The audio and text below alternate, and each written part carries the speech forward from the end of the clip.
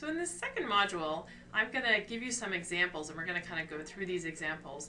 They're really just representative of what's out there in the scientific literature. They're also kind of examples of what not to do. And I want to start my slides with a little disclaimer. You know, I pick up snippets, sentences, paragraphs from various things I read, sometimes my students' work, sometimes the scientific literature. And I'm often critiquing that writing, so I tend to omit exact citations from my slides just so that it doesn't appear that I'm critiquing any particular author. Really, these kinds of problems in the writing are very typical of what's out there in the literature. So I just want to start with a sentence that I was reading in an article in the Journal of Clinical Oncology. Now, this is one of the top cancer journals out there. And this was the first sentence of the introduction section. So this is where the authors are really supposed to be kind of drawing you in, drawing the reader into the writing. And it reads, adoptive cell transfer immunotherapy is based on the ex vivo selection of tumor-reactive lymphocytes and their activation and numerical expression before reinfusion to the autologous tumor-bearing host. So I have a background in biology, which many of you may not, and I still find this sentence really, really hard to read. I have to really struggle to get through that.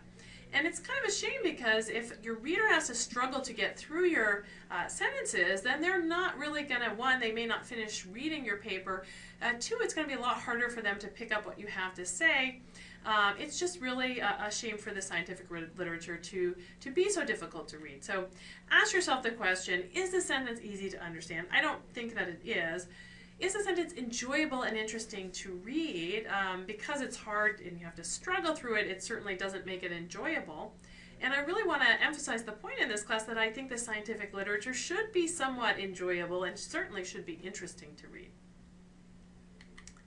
Here's another fun example. This was from a paper I was reading from the Journal of Photochemistry and Photobiology, which is a decent journal with a decent impact factor.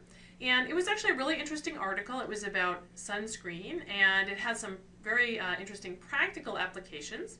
So I was actually trying to write about the article for the lay public. And it reads, these findings imply that the rates of ascorbate radical production and its recycling via dehydroascorbate reductase to replenish the ascorbate pool are equivalent at the lower irradiance but not equivalent at higher irradiance, with the rate of ascorbate radical production exceeding its recycling back to ascorbate. So you can see that this sentence is really hard to get through, and it's pretty difficult to understand. Again, even if you have a biology or chemistry background, it's difficult to understand. So you want to ask yourself, is the sentence readable? Again, I don't think it's very readable. Is the sentence written to inform or to obscure? I ask that question because sometimes when I'm reading the scientific literature, I almost wonder if the authors are, being intentionally obtuse, if they're kind of intentionally trying to obscure their material. Maybe subconsciously, just as a way, because if nobody understands the writing, then they won't be able to poke holes in it, for example. So sometimes the scientific literature actually almost reads in a way that it's so obscure that you do wonder that. So we really want to write in a way that's to inform. We certainly don't want to obscure the message. And I'm going to point out one feature that's common to both of those two passages that I just showed you. In both of those examples, they did something that's very common in academic writing.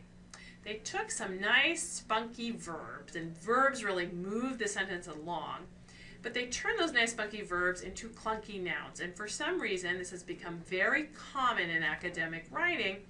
People turn lots of verbs into nouns. That makes the reading a lot harder to read because, again, verbs drive sentences along and nouns slow them down.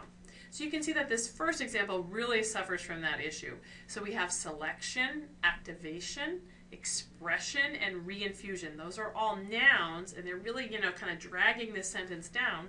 But they could have been verbs: select, activate, express, and reinfuse. So I want you to start paying attention to that in your writing. See how often that occurs in the scientific literature. This is one of the principles we're going to be spending a lot of time on next week when we have our unit on verbs. And then that second sentence suffers from the same problem. So they have production and recycling rather than produce and recycle. So in fact, I took that second sentence because, again, it was from a paper that I was really trying to understand. I took that second sentence and I tried to translate it. I tried to rewrite it into something readable and understandable. So here's what I came up with. It's really not the most exciting sentence ever, but you can see that at least I think it's understandable now. So it says, these findings imply that at low irradiation, ascorbate radicals are produced and recycled at the same rate, but at high irradiation, they are produced faster than they can be recycled back to ascorbate. So at least now I think you can understand the gist of what the authors were trying to say. Notice what I did here is I stripped a lot of the extra words from that sentence. I've probably cut it down to about half the size of the original sentence, and then I turned those nouns, production and recycling, back into verbs, produced and recycled. Did a few other things in terms of the logic as well. So I really want to get across two themes in this course. One is that even though we're writing about science, we're writing about ideas that are complex and often technical, that doesn't mean we have to use complex language. We can get across technical and complex ideas even with simple language. And if we did that, I think that scientific writing would be a lot easier to read, and perhaps it would even be enjoyable to read. And I think that's really what you want to aim for. You want to aim to write things that are easy to understand and even enjoyable for others to read. And I love this quote. I pulled this out of something that I read back in 2003, and I think it's just great. The author says, "My professor friend told me that in his academic world, publish or perish is really true. He doesn't care if nobody reads it or understands it as long as it's published." And there's really a hint of truth to that, right? There is this pressure to publish, and sometimes it may feel like you're just trying to get something published just to get it published and get it on your CV, right? And that's really a shame. That obviously shouldn't be the goal of science. If nobody cares about your work and nobody reads it, then obviously it's not going to move science along at all.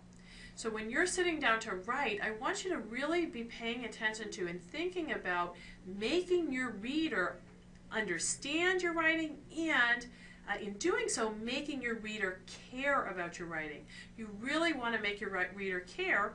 If you do that, obviously they're more likely to pick up on your ideas, they're more likely to cite your work, and it's more likely to move science forward. The preceding program is copyrighted by the Board of Trustees of the Leland Stanford Junior University. Please visit us at med.stanford.edu.